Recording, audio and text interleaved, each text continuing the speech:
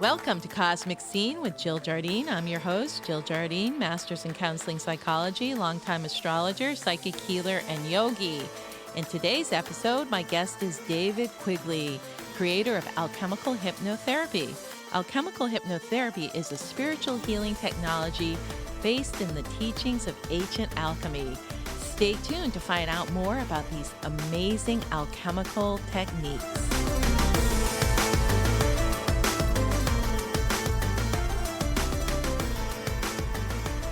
Welcome to the episode featuring my guest, David Quigley, creator of Alchemical Hypnosis.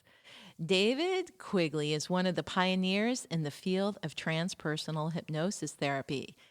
Beginning in 1980 and as a trainer since 1983, he has taught his original system of inner guide-based therapy, alchemical hypnosis, all over the world as instructor, trainer, and practitioner. David's interest in altered states of consciousness began at Duke University, where a promising career as a math and science prodigy was derailed. David received a message from his own inner guides to help spirit guide-based therapy, which did not exist as far as he knew anywhere at that time, and spread it across the planet. He needed to teach people to not only access their own guides and test them, but learn to use their powers every day to heal their lives. He accepted the challenge. Then, in 1982, he met and studied hypnosis with one of the leading figures in modern transpersonal hypnosis, Randall Churchill. It was Randall who introduced David to the methodology of modern hypnotherapy and suggested it might be a new branch of hypnosis to be created. Alchemical hypnosis, he pronounced. David became a certified hypnotherapist in March of 1983, and Randall's prophecy came true. 6 months later, Bruce Berger, one of the great wisdom teachers of our age and founder of Heartwood Institute, invited David to establish the first hypnotherapy training program at Heartwood, a small massage school in Garberville, California. Over a 40-year career, with the support of his guides, David Quigley has developed and taught many revolutionary methods of hypnosis therapy. They include advanced methods for healing childhood trauma and neglect, as well as working with PTSD among recovering addicts, in the veteran population, and among sexual abuse survivors. These include the dramatic rescue mission, contacting and developing daily contact with an inner family, remorse and forgiveness processes, emotional release methods, and much more. David Quigley has, for many years, been one of the top teachers of past life regression. David is also leading trainer and practitioner of medical hypnosis, not only for pain control, but to accelerate the healing of the body, especially from chronic long-term injury and disease. His healing methods are very popular in hospitals and clinics and include spiritual surgery from the inner healer, as well as advanced methods of accessing the subconscious causes of disease in order to accelerate healing as an adjunct to medical treatment. One of the most advanced technologies David works with is parts therapy, sometimes called voice dialogue or conference room therapy. This work involves accessing the many contradicting voices in the subconscious mind, teaching these parts to stop attacking each other and start working together. This method is especially powerful in working with addictions, weight loss, peak performance, and time management. David has taught these revolutionary methods throughout America and the world, including appearances at dozens of hypnosis conferences and classes in America, France, England, Norway, and Japan. He has certified thousands of hypnotists over 4 decades as a trainer. I'm happy to announce I have received training from David Quigley. First, in 1994, I studied alchemical hypnosis in a satellite school in New Hampshire, and most recently in 2021, I recertified and studied the advanced techniques. It is my pleasure and honor to welcome as our guest today, David Quigley. Hey, David. Hey, how wonderful. And boy, you made a very lively presentation out of that. I kept thinking, boy, I sure want to meet this guy. It's great when you... Well done. It's great to hear your own bio back because you're like, who is this? So I'm so happy. Exactly. I'm so happy you're on the program. I'm so happy you're here. And I was thinking maybe you can share whatever you want, but maybe talking a little bit about alchemical hypnosis. We talked a little bit about the techniques and how you found your way there. And basically, you're such a great speaker and so enthusiastic and so invigorating that I know my listeners will listen to whatever you have to share, David. So, Oh, that sounds great. Well, first thing, let me point out the definition of alchemy. People often say, well, David Quigley, obviously alchemy is just your personal brand of hypnosis. Let me point out that that is absolutely not true. When Carl Jung came to me in the year 1970, when I was studying Jungian psychology, he told me, he said, I'm so tired of these Jungians and what they've done to my Jungian work and turned it into some kind of analytical psychology, some kind of dream work analysis. He said, I need someone that can do what I wanted to do, to take people into the inner worlds through active imagination. We call it hypnosis nowadays. Through active imagination and discover their guides, their archetypes, and learn how to work with them on a daily basis. That was you might say that was the work assignment from Carl Jung. From Carl Jung, So, from spirit, right? In the spirit world, because he had only, actually, I saw him in a movie, Matters of the Heart, where he stared right at the camera and stared right at me and said, the therapy of the 21st century will be alchemy, directly contacting and working with inner guides. Frankly, Carl Jung knew that this was alchemy. Yes. Because in the ancient alchemical writings, it describes the alchemist discovering in the inner world trauma from the past, rescuing their inner child from this trauma, and finding new loving parents in the inner world, and a loving inner mate as their sexual and romantic companion in the spirit world. And from this phenomenal experience, they distilled the elixir of immortality, that particular mysterious alchemical alchemical remedy that allows us to restore the youth and vitality of our bodies, as well as developing and transforming our souls. David Quigley did not make this up. These ancient alchemical writings, in particular the Rosarium Philosophorum I'm referring to, go back all the way to the time of Paracelsus and of Nostradamus and of Isaac Newton, all of whom were practicing alchemists, and all of whom communicated with Holy Spirit, with their divine inner guides, to transform not only their own lives, but to help create a system of teaching and healing that I have now, with the help of many inner guides, have been able to bring back to the world. So let me make it clear. Alchemical hypnosis, although the word comes from my friend Randall Churchill, this process is not my invention. Although, of course, here on the physical plane, I have to put my little copyright next to the word alchemical hypnosis, just because that's the way our world works nowadays. But I'm here to bring something from the ancient world forward to the earth plane. Perhaps some of you might understand this story, which for many years I never understood myself. But having read Harry Potter, I've done my research, and now I begin to understand what it meant.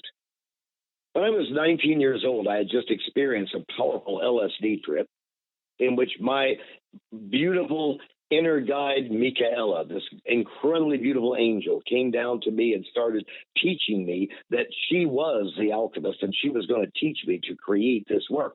And she's the one that introduced me to Carl Jung. And she is, as they say in alchemy, my anima. Okay. However, shortly after she and I had met, I'm thinking, is this thing real? Is this serious? I mean, are these spirits anything but a drug-induced psychosis? I didn't know.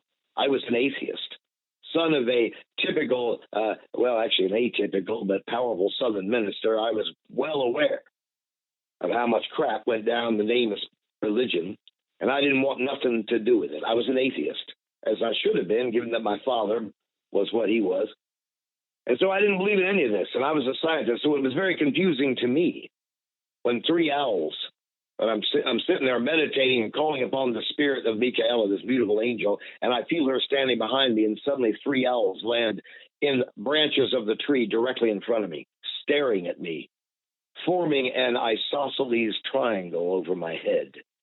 That's these three owls. And they started talking. No, they weren't hooting.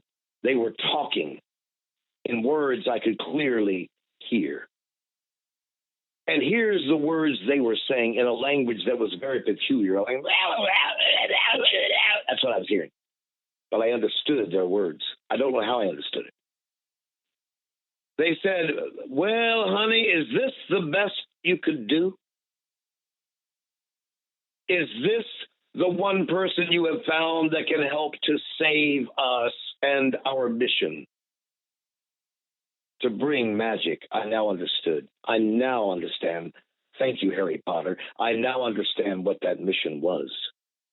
To bring spirit back into the world. Not in the context of some religion of the book, clearly defining dogmas for the patriarchy. I had to bring back the ancient arts of Wiccan. Female power. That was the assignment from three owls.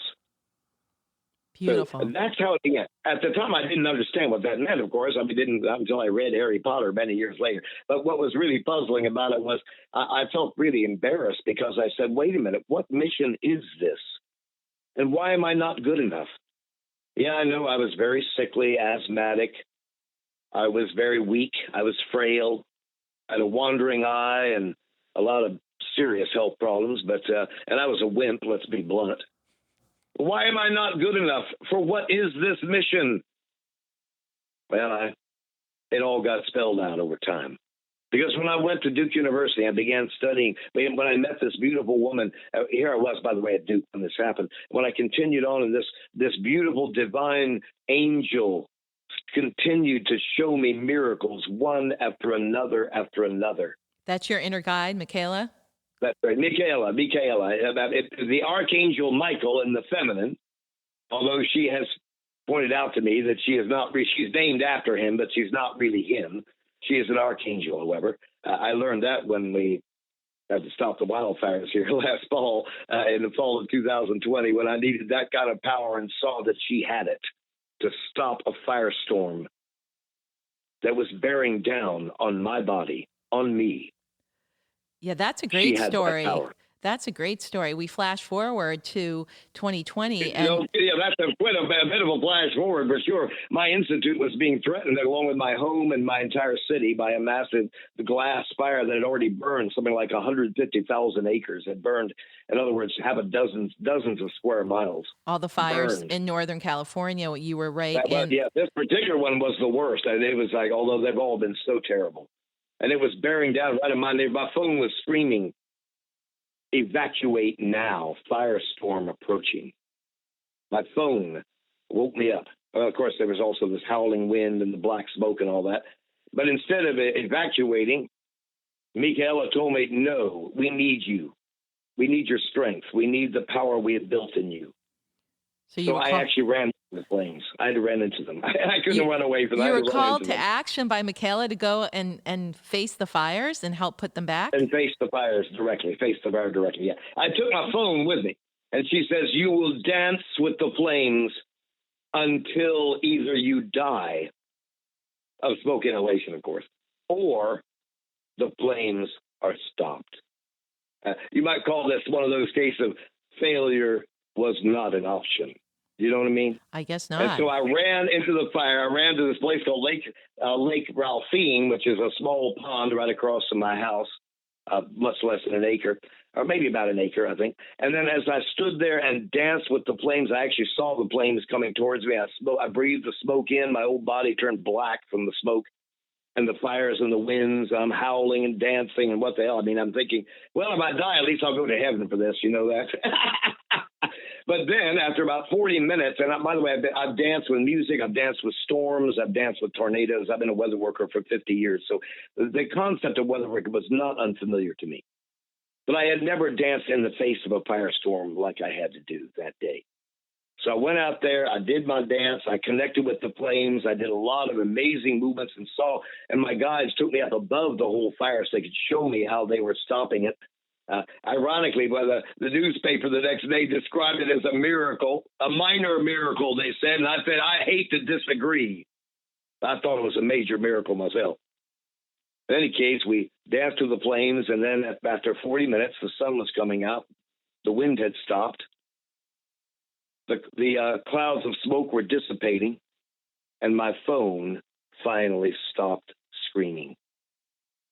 When the firefighters came in the next day, and I also snuck past the firefighters and got in and looked at it myself, the flames had been put out across a 5-mile perimeter.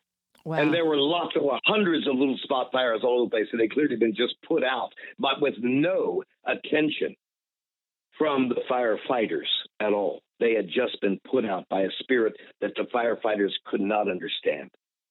And I don't blame the firefighters. I saw how busy they were. They were trying to save wineries over a hundreds of miles area where burning was still going on. I'm glad they saved wineries. That's what they should have been doing. I'm glad they were laying down fire lines. But nobody was going to protect my neighborhood. They couldn't get over there fast enough. The winds were blowing at over 75 miles an hour. Spot fires were starting up to half a mile away from the main blaze, all over the place. And I got to watch, and I got to see the next day how my angels had put them out. David, that's the kind of angels I work with. That's the power of alchemy. Thank you for telling that story of how alchemy in action helped to put out the glass fire. And that leads us to the power of connecting with our inner guides and higher self. Exactly. And we'll talk about that when we come back.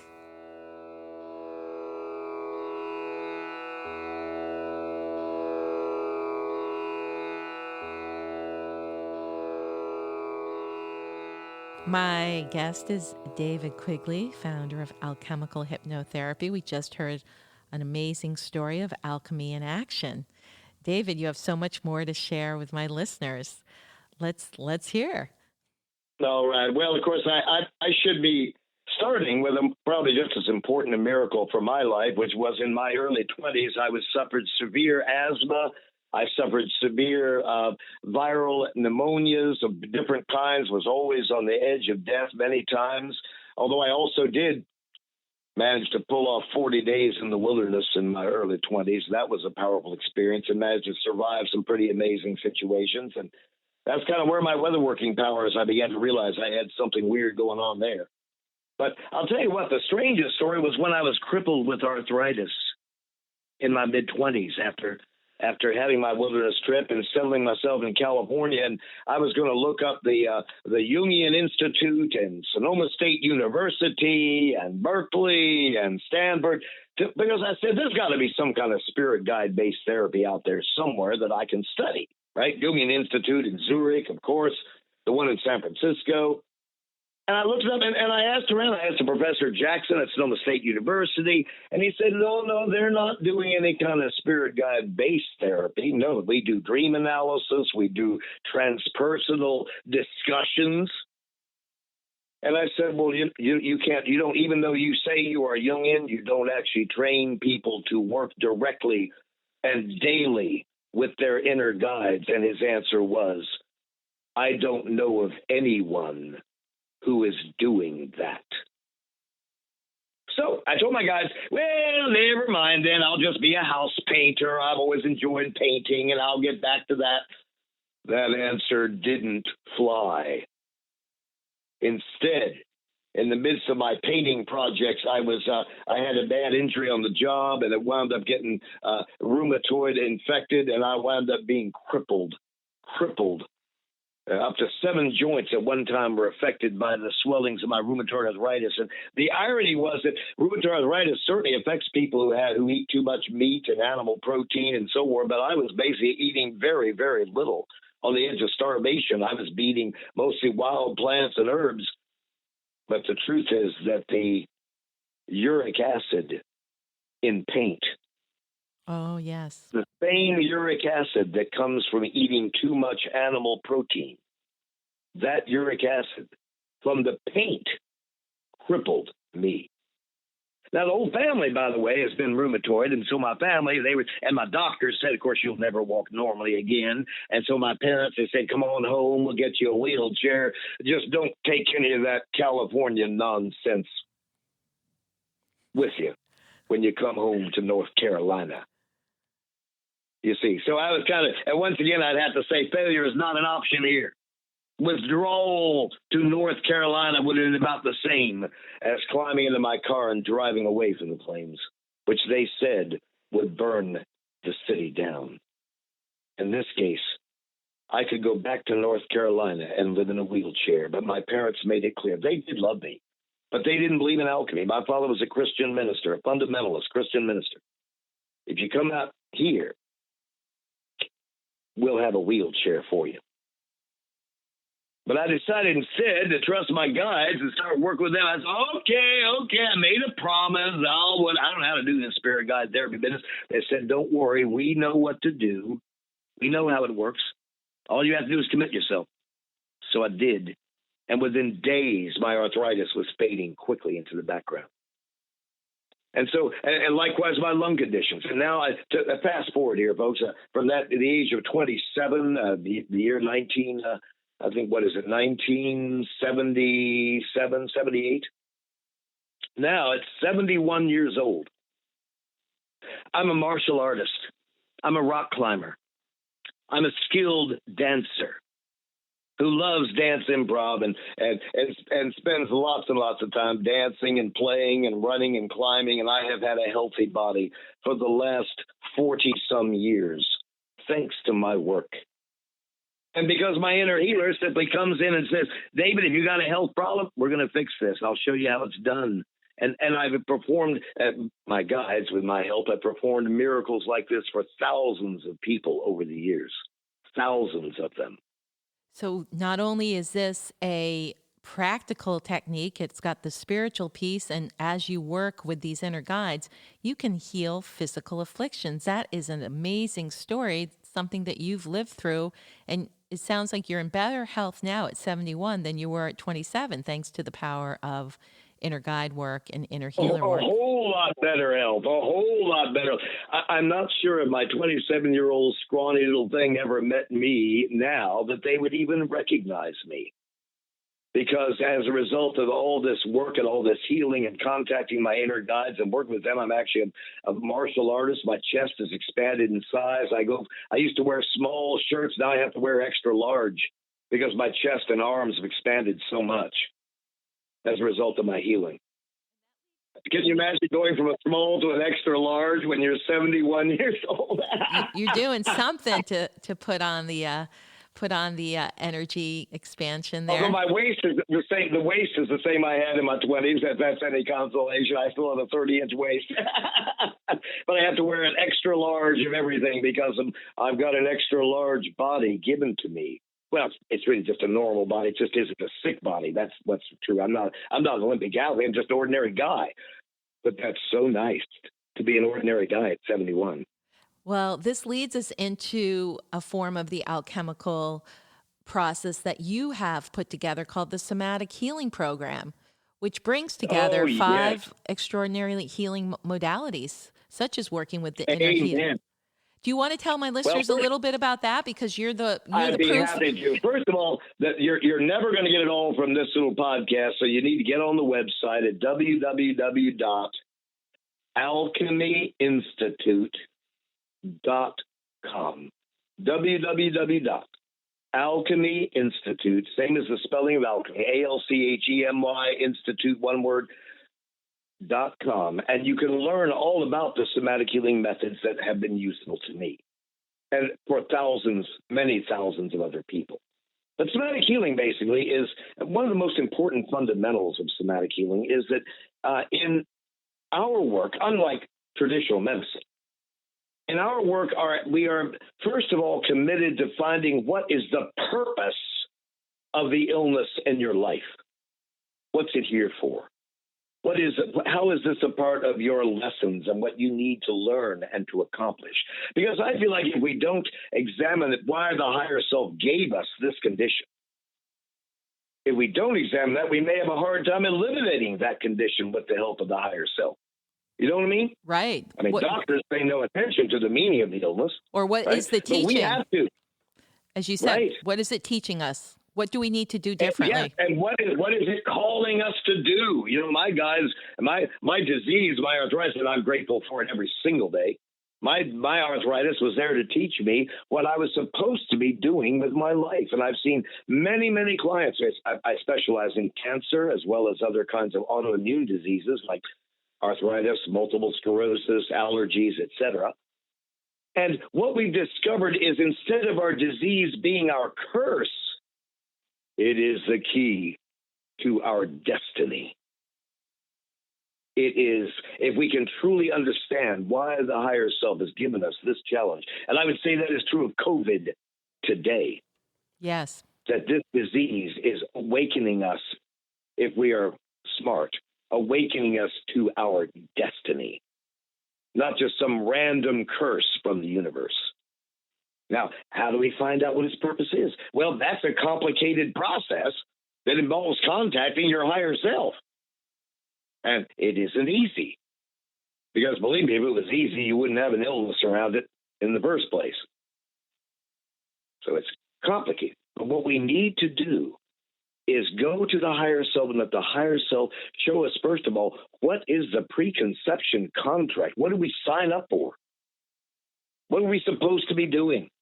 Most people, of course, don't remember their preconception contract. That's probably not a good idea. It's probably a good idea to know why you're here. And once we find out why we're here, we can see where the illness fits into that. I understood, for example, that yes, I was supposed to set up a spirit guide therapy school, and my guides were going to show me exactly how to do it, but I got cold feet. And I assumed that some Jungian somewhere from the Alchemy Institute would know how to do this. They didn't.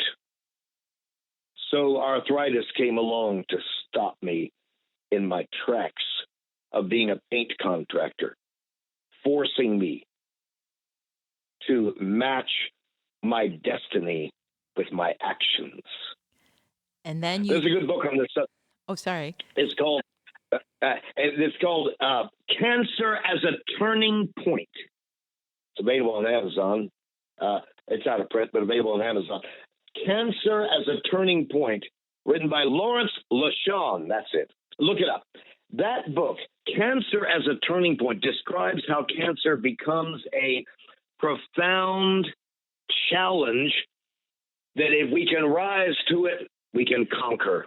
And he has dozens of case histories in his books. But here was the problem, he said. There were many times I was unable to assist my client in finding the underlying cause, so they died. I never could find the challenge that they were facing. They couldn't find it, and therefore, we know if we can find it, we can cure. If we can't, we may not be able to. This is quite apart from medical treatment. This is the underlying cause. Right. And the truth is, I've developed the technology by which we can find that underlying cause. You can read about it on my website, The Alchemy of Healing. Fascinating. www.alchemy Institute. So now I want to say, Lawrence LaShawn, we are here. We know how to find it. Of course, I can't make any guarantees. And you that is.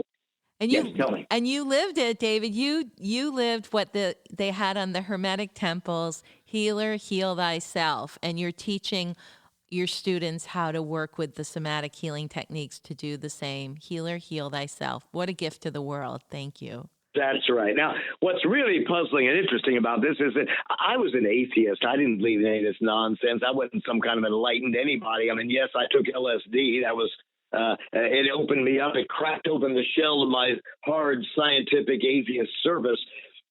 But the real gift in this work is that I had the knowledge as a math and science prodigy of how to describe in exact detail the precise protocols needed for these powerful processes to be effective. And I remember you and I spoke earlier how much you appreciate having a step-by-step procedure to follow. And that's what Mr. Quigley, the scientist, is good at.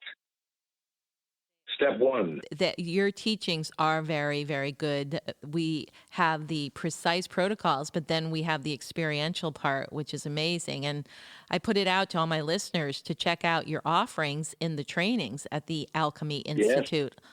On your website. There is a program coming up for people learning this technique in the spring. My guest is David Quigley, the founder of the Alchemy Institute in California and the creator of Alchemical Hypnosis. Stay tuned to part 2 when David goes more in depth talking about some of the alchemical hypnosis techniques, including everybody's favorite, past life regression. Thank you, David. All right, well done.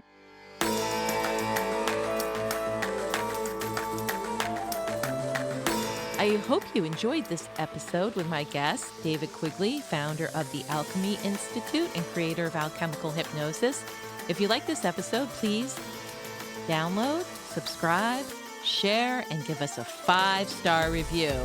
This is Cosmic Scene with Jill Jardine signing out, sending healing hypnotic vibrations through the quantum field.